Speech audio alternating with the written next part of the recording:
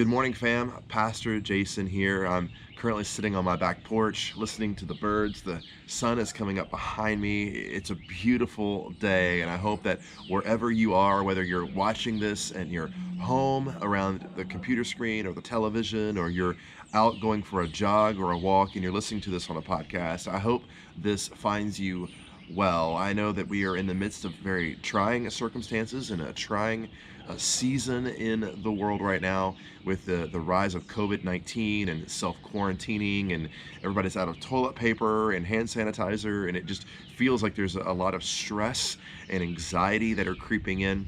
But what I hope over the next few minutes when we spend our time together, I hope what happens is that you walk away knowing that you are loved by God and that God invites you on a journey to walk with Him in a way where He wants to transform you. He wants to give you His peace and His joy and His love as you continue in the days moving forward. We've been looking at what the Apostle Paul calls the fruit of the Spirit. And the fruit of the Spirit are really evidences that God is at work in your life. It's sort of the produce, if you will, to borrow that kind of agricultural analogy, of God's Holy Spirit transforming you on the inside as we learn to walk the way of Jesus. Last week, we talked about the fruit of love and what it looks like to walk the way of love.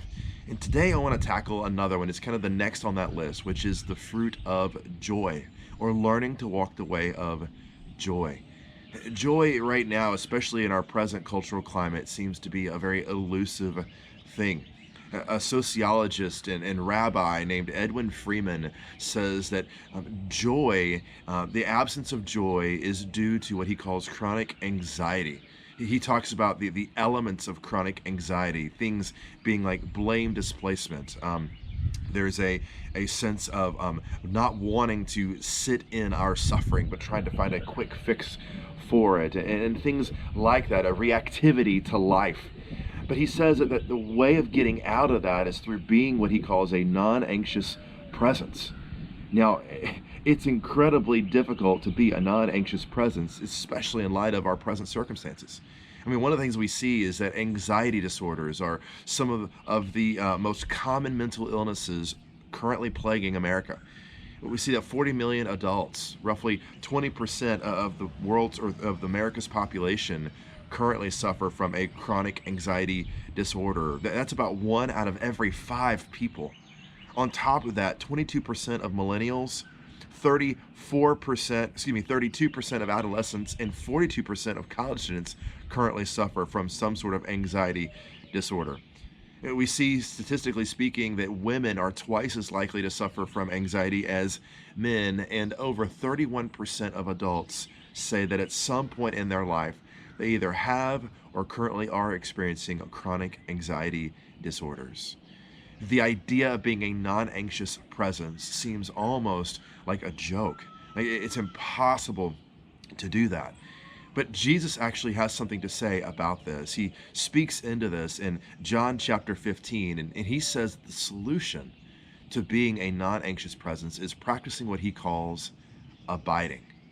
Now, that word abiding is a word that honestly we're not very familiar with. It feels a little bit archaic.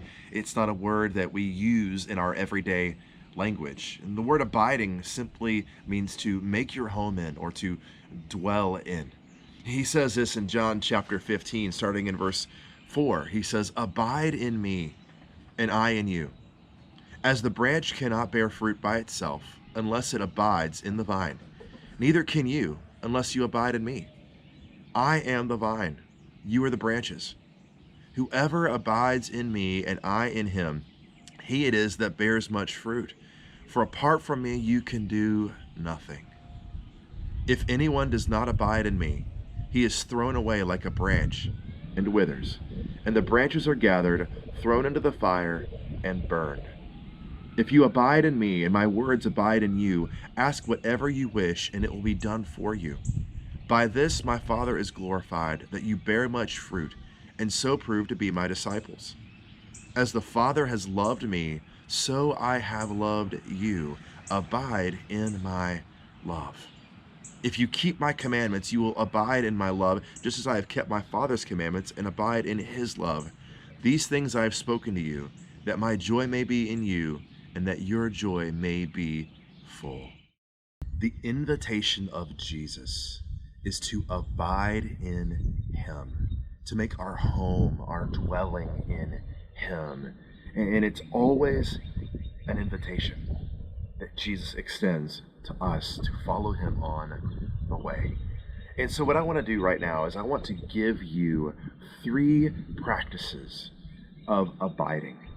3 things that you can do right now in your living room or as you're on your walk to think through, to ponder, to journal, that help us have that non-anxious presence, as Friedman talked about, or to practice the way of abiding in Jesus. So the first practice is the practice of margin. One sociologist said that margin is where our load meets our limits. So many of us are walking around and we are almost over capacity. We feel like adding something else to our already busy lives would cause us to crumble. And that's why, honestly, so many things when it comes to walking the way of Jesus and the practices and the habits of the faith seem so monumental to us. They seem just to be too much. It's because we are thinking through our lives as how can we add more, or what can we do about increasing our capacity. But the reality is that the life that Jesus invites us to follow Him in, the life of abiding, is really more about taking things away rather than adding things to. We are so prone to live outside of our limits that when we begin to live in that space where our load is greater than our limits, we feel things like burnout and stress and anxiety that we talked about earlier. Ronald Rolheiser, who was a 20th century Catholic priest, said this. He says, "There is within us a fundamental dis-ease, an unquenchable fire that renders us incapable in this life of ever coming to full peace. This desire lies at the center of our lives, in the marrow of our bones, and in the deep recesses of the soul. We are not easeful human beings who occasionally get restless, serene persons who once in a while are obsessed by desire. The reverse is true. We are driven persons, forever obsessed, congenitally diseased, living lives of quiet desperation, only occasionally experiencing peace."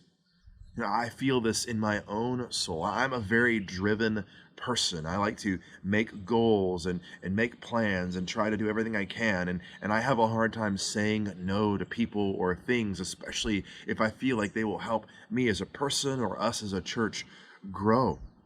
And when this whole quarantine thing happened and I was online looking at what other churches were doing and what other pastors were doing, I had this sense in this restlessness in my soul that I'm not doing enough. And so I tried to do more, and I quickly felt myself having almost somewhat of a panic attack of sorts because I just felt like I couldn't keep up with what everybody else was doing. It was in that space that I felt like God was just saying, you need to just slow down. Why do I feel like I have to add more? Why do I feel like I have to be more? And it was because of what Rolheiser was just talking about, that there was this quiet desperation, this drivenness that created a dis-ease in my own soul. So what I've decided to do is I've decided in my own life to practice margin through doing 2 things, 2 very simple things. The first thing I started doing was I started limiting my intake of media, social media, news media. I now focus on, I cut the news on really only about twice a day, if that, once in the morning and once at night. And as I was able to kind of turn off that 24-hour, always on, always connected news cycle to social news or global news, what I found is that my threshold has become less, and my ability to just walk through life with a greater sense of ease and peace has increased. I'm not as anxious as I was because I've limited my amount of exposure to those anxious inducing things. The second thing that I started doing is I go on a walk every morning with my 4-year-old son. We'll put the dog on a leash and we just walk around the block. And what's interesting is when you go on a walk with a preschooler, two things happen. One, you can only walk so fast because his little legs can't keep up with a 40-year-old person's legs. And so we're walking through the neighborhood and we're kind of going at this slower pace, which is just overall brings my heart rate down. It increases my deep breathing. It's wonderful. It's almost meditative. The second thing that happens when I go on a walk with my 4-year-old is that I begin to see the world through his eyes. Yesterday or the other day when we were walking, he made the exclamation, "Daddy, my shirt is blue and the sky is blue." And just to see creation, just to see connections through the eyes of a preschooler are incredibly encouraging. He has no idea what COVID-19 is. He has no idea what natural disasters are out there. All he knows is that he is with his daddy and his daddy loves him. And so when we practice margin, that's exactly what happens. We begin to understand that we are with our Father, or with our heavenly daddy, and our daddy loves us. So let me just encourage you. Limit your intake of media, or maybe just slow down enough to actually have a cup of coffee and savor it, even if it's a bad cup of coffee. But just think about it. Pay attention to your breathing. Pay attention to your heart rate. Pay attention to the world around you. Take a nap.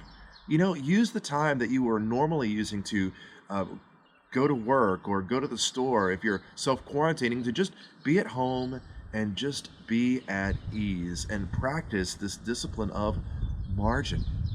So here's just a question for you. Do you feel like you are reactive, or do you feel like you are a person who has margin in their life? Do you feel like you're living within your limits or outside of your limits? And the follow-up question to that is then, if you feel like you're living outside of your limits, what can you take away to increase your margin? The second practice that we see Jesus inviting us to is the practice of contemplation. I heard somebody say one time that if you want to know where you're going to be in 5 years, look at the media you consume and the people you spend time with. St. Augustine, one of the early church fathers, says that the mind commands the body and is instantly obeyed, but the mind commands itself and is immediately met with resistance. You and I have to practice active awareness of what's going on in our mind. Paul tells us to take every thought captive. C.S. Lewis says that it's only when our whole attention and desire are fixed on something else that the thrill of joy arises. So here's what I want you to do. Rather than Googling phrases like self-diagnosing coronavirus, let me encourage you to Google things like, what does the Bible say on fear and anxiety? Here's two verses to get you started quickly. The first is in Psalm chapter 94, verse 19. The psalmist says this: "When anxiety was great within me, your consolation brought joy to my soul." Just think about that for a second. When the anxiety of our lives was great within us, the consolation of God brought joy to our soul. Peter, the Apostle Peter, wrote in his letter to some friends in the New Testament, he says that we are to cast our anxiety or our fears or stress on God because he cares for us. Something else that I found that really helps me in this season is an app I've mentioned before called the Dwell app. The Dwell app is simply an app on your phone, a smartphone, or I think you can even get it on your web browser, where it's simply people reading the Bible to you. It's Bible verses being read by different individuals. There's no commentary, there's no footnotes, it's just the Bible being read to you. And there's something that happens in your soul when you're just still and you spend time thinking over what God has said to us and the words of Jesus, the words of love and to grace and to mercy that just God is speaking to you, that waken the soul and bring joy into your life.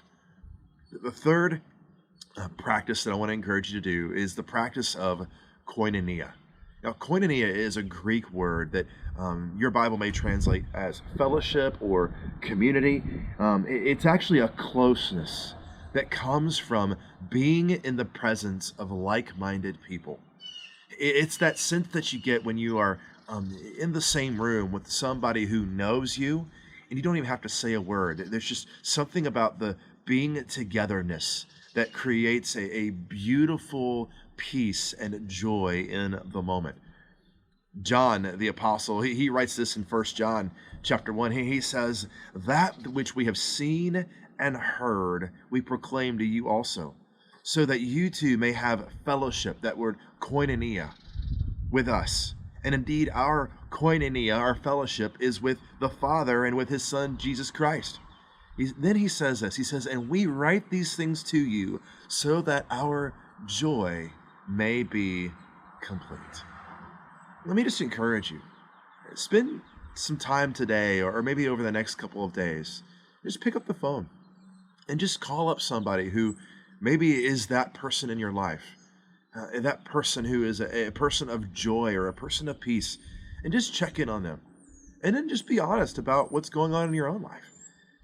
Ask questions of yourself about margin, and spend some time just contemplating over who God is and what God has done for you.